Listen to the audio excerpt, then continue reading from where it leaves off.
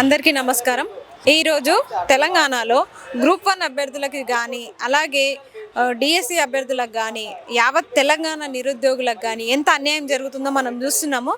అయితే ఇలా గ్రూప్ 1 వాళ్ళకేమో అక్రమంగా చాలా అన్యాయం జరుగుతుంది అని కోర్టు తీర్పులో కూడా పేర్కొన్నప్పటికీ, జడ్జిమెంట్ ఉన్నప్పటికీ వాళ్ళ బాధల్ని పట్టించుకోకుండా ప్రభుత్వం నిమ్మకు నీరెత్తనట్టుగా ఉండి వాళ్ళకు అన్యాయం చేసి ఘోరంగా వాళ్ళని పట్టించుకోకుండా నిజమైన అభ్యర్థులను పట్టించుకోకుండా, అన్యాయం అయిపోతున్న అభ్యర్థులను పట్టించుకోకుండా, మెరిట్లో ఉన్న అభ్యర్థులకి అన్యాయం చేసి 500 మందికి నియామక పత్రాలు ఇవ్వడానికి సిద్ధమవుతుంది.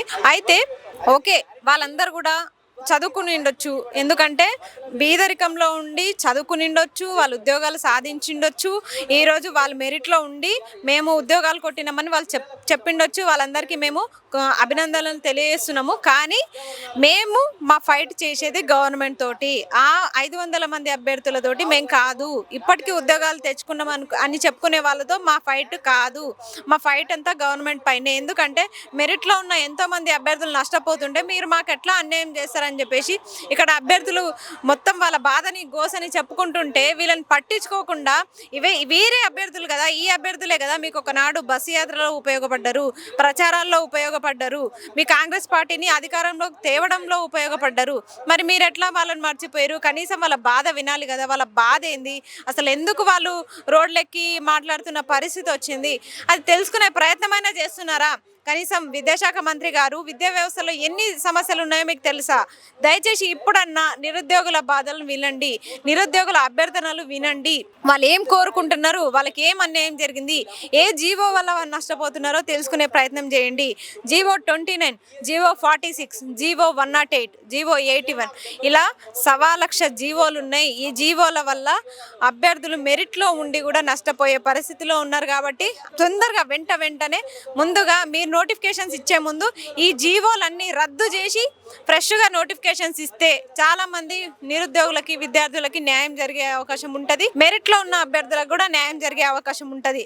లేని పక్షంలో ఇదే పీకులాట మళ్ళీ జరుగుతుంది. ఈ జీవోల వల్ల నష్టపోయి మళ్ళీ కోర్టులకు ఎక్కుతాము. కాబట్టి ఈ కేసుల బెడద లేకుండా ఖచ్చితంగా ఈ జీవోలన్నీ రద్దు చేసి మాకు నోటిఫికేషన్స్ ఇవ్వాలి. 2 లక్షల ఉద్యోగాలు ఇచ్చిన మాట ప్రకారం మీరు 2 లక్షల ఉద్యోగాలు నోటిఫికేషన్లు విడుదల చేయాలని మేము కోరుకుంటే బెల్ట్ షాప్ల నోటిఫికేషన్లు ఇస్తున్నారు. ఇది ఎక్కడి వరకు సమంజసం అండి? బెల్ట్ షాప్ల నోటిఫికేషన్స్ ఇస్తున్నారు, నిరుద్యోగులకు పట్టించుకోవట్లే. ఎందుకండి? బెల్ట్ షాపులు ఇస్తే మీకే నెల జీతం వస్తుంది, అదే నిరుద్యోగులకు ఉద్యోగాల నోటిఫికేషన్లు ఇస్తే మాకు నెల జీతం ఇవ్వాల్సి వస్తుందనా మీ బాధ? ఇప్పటి వరకు మీరు ఎందుకు స్పందించట్లే? బెల్ట్ షాప్ల నోటిఫికేషన్లు ఇచ్చి మా నోటిఫికేషన్లు ఎందుకు ఇవ్వట్లే? దయచేసి ఇప్పటికన్నా చిత్తశుద్ధితో మీకున్న చిత్తశుద్ధిని కాపాడుకొని మా నిరుద్యోగులకు న్యాయం జరిగే విధంగా ఆలోచిస్తారని చెప్పేసి యావత్ తెలంగాణ నిరుద్యోగులందరి తరపు నుంచి మేము కోరుకుంటున్నాం. ఈరోజు ఈ కాంగ్రెస్ గవర్నమెంట్ మమ్మల్ని ఫస్ట్ ఎక్కడ మోసం చేసిందంటే, మీకు ప్రిలిమినరీలో మెయిన్స్కి 1:100 తీసుకుంటామని చెప్పింది. 1:100 అని చెప్పేసి కనీసం వీళ్ళు అక్కడనే మమ్మల్ని మోసం చేశారు. అక్కడ స్టార్ట్ అయింది ఇలా మాయమాటలలో. అట్లా చెప్పేసిన తర్వాత ప్రిలిమినరీలో ఏమైందంటే, ఇప్పటికీ రెండు సార్లు మనం ప్రిలిమినరీ ఎగ్జామ్ రాసినాము, అవి రద్దయినాయి. 3వ సారి కూడా ప్రిలిమినరీ రాసినాము. ప్రిలిమినరీ రాసిన తర్వాత ఏమైందంటే 14 క్వశ్చన్లు తప్పేయడం జరిగింది. అక్కడ నష్టమే జరిగింది. తర్వాత మళ్ళీ మెయిన్స్కి పోయినప్పుడు ఏమైందంటే, మెయిన్స్లో కూడా ఏం చేశారంటే 2 హాల్ టికెట్లు ఇచ్చారు. అంటే వీళ్ళు ఎక్కడైనా సరే భారతదేశ చరిత్రలో ఇంతవరకు ఏ పబ్లిక్ సర్వీస్ కమిషన్ కానీ ఒక ఎగ్జామ్కి, గ్రూప్ 1 లాంటి ఎగ్జామ్కి 2 హాల్ టికెట్లు ఎక్కడ ఇవ్వలే. అది తెలంగాణ పబ్లిక్ సర్వీస్ కమిషన్గా మాత్రమే చెల్లుతుంది. యూపీఎస్సీ కూడా ఇట్లా ఏం చేయడం కూడా ఒకటే హాల్ టికెట్ ఇస్తుంది అనుకుంటా. యూపీఎస్సీ కూడా ఇక్కడ 2 అంశాలు గమనించాలి. యూపీఎస్సీ కూడా ఒకటే హాల్ టికెట్ ఇస్తుంది. అలాంటిది తెలంగాణ పబ్లిక్ సర్వీస్ కమిషన్ మాత్రం 2 హాల్ టికెట్లు ఇచ్చింది. ఈ పాయింట్ చూసుకుంటే ఇంకోటి కూడా భారతదేశ చరిత్రలో ఇంకో ఘనత ఏం చేశారంటే, ఏ పబ్లిక్ సర్వీస్ కమిషన్ కానీ లేడీస్కి సపరేట్ సెంటర్లు, జెంట్స్కి సపరేట్ సెంటర్లు పెట్టలే. యూపీఎస్సీ ఎక్కడ పెట్టినా అందరు కమాండ్ సెంటర్లో పెట్టింది. అది ఉమెన్స్ కాలేజ్ అయినా, సపరేట్ జెంట్స్ కాలేజ్ అయినా, ఏ కాలేజ్ అయినా కానీ అందరు కమాండే ఉంటాయి. కానీ అలాంటి చరిత్ర మాత్రం మనం టీజీపీఎస్కే దక్కింది. బెస్ట్ ఎగ్జాంపుల్ ఏంటంటే, కోటిలో ఉన్న సెంటర్లో గర్ల్స్ సపరేట్ పెట్టిర్రు. అంటే ఆ సెంటర్ సపరేట్ పెట్టడానికి ఉద్దేశం ఏంది? మీరు నిజంగా అవకతవకలో పాల్పడపోతే మీరు ఎందుకు 2 సెంటర్లు సపరేట్ పెట్టాల్సి వచ్చింది? అందులోనే 74 మంది ఎందుకు క్వాలిఫై అవుతారు? అందులోనే 74 మంది ఉద్యోగాలు ఎందుకు కొడతారు? ఇంకోటి కూడా ఇంకా విచిత్రమైన అంశం ఏంటంటే బ్రదర్, మనకు ఈ రిజల్ట్ వచ్చిన తర్వాత మనం నిరుద్యోగ అభ్యంతరాలను కూడా మాకు సమస్యలు ఉన్నాయి, మాకు ఈ అవకతవకలు ఉన్నాయి అని చెప్పేసి మనం కోర్టు పోతే మన తీర్పు రావడానికి, చర్చలు జరపడానికి, వాదాపాలు జరపడానికి 4 నెలల సమయం పట్టింది.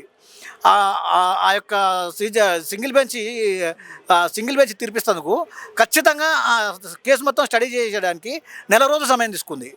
ఈ డివిజనల్ బెంచ్ వచ్చిన తర్వాత జస్ట్ ఒక 1 అవర్లో, ఫ్రాక్షన్ ఆఫ్ సెకండ్లో, ఏదో ఏమంటారు భారతదేశంలో భూకంపం వస్తే డబ్బడిపోద్దో అట్లా ఒక నిమిషం వల్ల వీళ్ళు స్టే ఇచ్చేసారు. అంటే ఇప్పుడు డివిజనల్ బెంచ్ కి మరి ప్రభుత్వానికి ఏమైనా లోపకారి ఒప్పందం జరిగిందని చెప్పేసి మీరు అనుకుంటారా? 100% అనిపిస్తుంది. ఎందుకంటే కనీసం మేము మీ వాదనలు వింటాం, అది లేదు ఆ కేసు అంతా మేము స్టడీ చేస్తాం.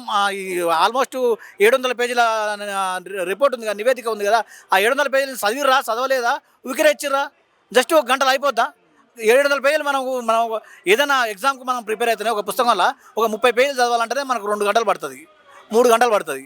అలాంటిది 700 పేజీలు వీళ్ళు గంటలు చదివేసిర్రా అనేది మా అనుమానం.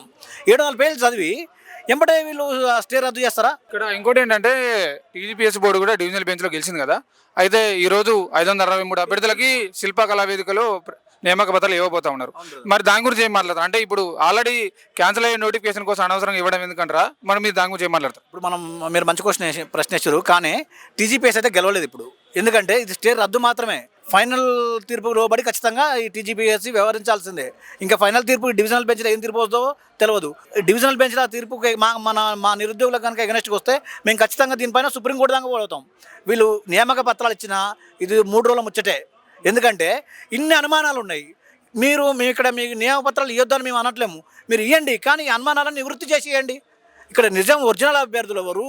అసలు ఎందుకు ఒక సెంటర్లో 74 మందికి ఎట్లా వస్తుంది? మనం ఇంతవరకు తెలంగాణ, ఆంధ్రప్రదేశ్, ఉమ్మడి ఆంధ్రప్రదేశ్ ఉన్నప్పుడు కూడా మన పబ్లిక్ సర్వీస్ కమిషన్ చరిత్రలో ఏ సెంటర్లో కూడా 10 మందికి ఉద్యోగాలు వచ్చిన చరిత్ర లేదు. అలాంటిది ఒకటే సెంటర్లో 74 మందికి ఉద్యోగాలు ఏ విధంగా వస్తాయి? ఇంకోటి మాస్ కాపింగ్ జరిగిన అనడానికి కూడా మనకు కొన్ని ఆధారాలు ఉన్నాయి. స్టెప్ బై స్టెప్, అంటే ఒక వ్యక్తి తర్వాత ఇంకో వ్యక్తికి సేమ్ మార్క్స్ రావు, సేమ్ మార్క్స్ 100% రావు. ఎందుకంటే ఇప్పుడు మన ఇంట్లో 4 ఉంటేనే 4 ఒక తీరులో ఉండలేము. అలాంటిది మొదటి అభ్యర్థి, సెకండ్ అభ్యర్థి ఒకే తిరిగి మార్కులు ఎట్లా వస్తాయి? ఒకే తిరిగి ఎట్లా రాయగలుగుతారు? ఒకే తిరిగి ఎట్లా ప్రజెంటేషన్ ఉంటుంది? వాన్ రైటింగ్ వేరు ఉంటుంది, ఇన్ రైటింగ్ వేరు ఉంటుంది. వాడు పులి స్టాపాలు వేరు పెడతాడు, వీడు పులి స్టాపాలు వేరు పెడతాడు, వాడు కామాలు వేరు పెడతాడు, వీడి కామాలు పెడతాడు. వాన్ హెడ్డింగ్ వేరు ఉంటుంది, ఈన్ హెడ్డింగ్ వేరు ఉంటుంది.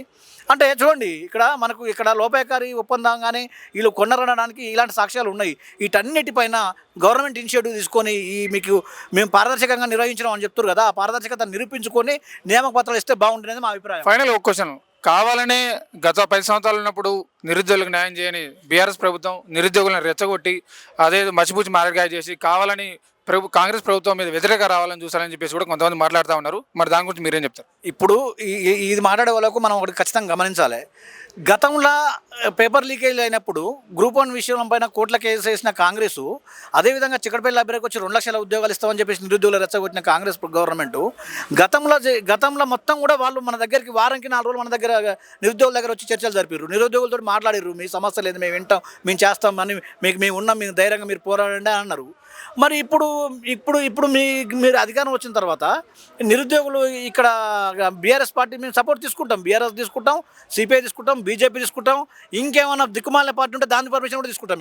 మేము ఎవరిదైనా తీసుకుంటాం, సపోర్ట్ తీసుకుంటాం. ఎందుకంటే మాకు అన్యాయం జరుగుతుంది, మాకు అన్యాయం జరుగుతున్నప్పుడు మాకు ఎవరొకరు సపోర్ట్ కావాలి. అవును, మీరు వింటలేరు, మీరు ప్రజాపాలన అంటుర్రు, మీరు ప్రజల మాట వింటలేరు, మీరు ప్రజల మాట ఏం లేదు. అలాంటప్పుడు మేము ఎందుకు మొన్న ప్రజాస్వామ్య దినోత్సవం రోజే మీరు సార్ని అరెస్ట్ చేసిర్రు, అశోక్ సార్ని.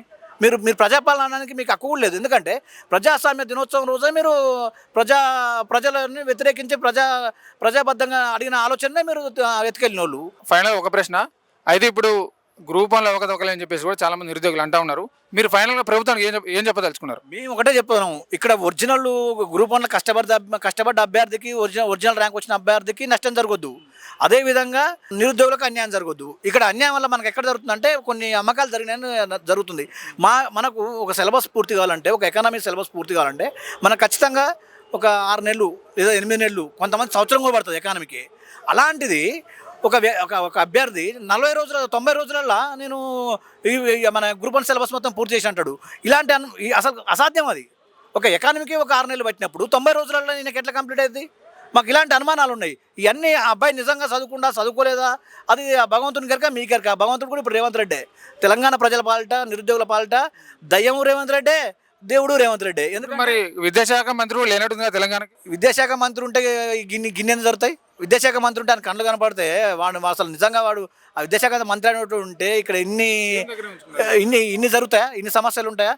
ఈ నిరుద్యోగ అంశాలు కానీ, విద్యా అంశాలు కానీ, గురుకుల అంశాలు కానీ ఇన్ని ఎందుకు ఉంటాయి?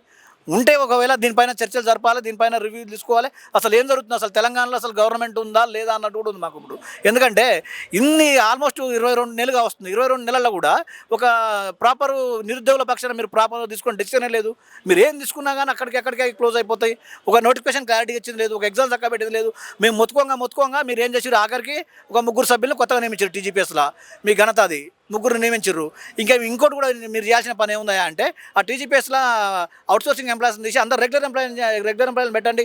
దాని ప్రక్షాళన చేయండి ఫస్ట్. దాని ప్రక్షాళన చేసిన తర్వాత మాకు మిగతా నోటిఫికేషన్లు ఇవ్వండి. మీకు ఇప్పుడు ఏం అడ్డు వస్తుంది? ఇంతవరకు సిలబస్ కమిటీ అన్నారు, అది ఎక్కడ పోయింది? సిలబస్ కమిటీ ఉందా లేదా అసలు? అదేవిధంగా వేకెన్సీ కమిటీ అన్నారు, అది ఉందా లేదా? అసలు మాకు మీ నుంచి అసలు సరైన ఇన్పుట్సే లేవు. మేము ఏ విధంగా స్పష్టత లేనప్పుడు మేము ఏం చేయాలనో, మాకు ఏం చదవాలన్నా, ఉండాలన్నా, అశోకనగర్లో ఉండొద్దా మాకేం అర్థం కనపరుస్తుంది? ఇంకెంతకాలం ఇది? మేము ప్రశ్నించామనుకుంటారా? ప్రశ్నిస్తాం. మేము మీ గొంతు మీద కత్తులు పెట్టినట్టు అవుతాం మేము.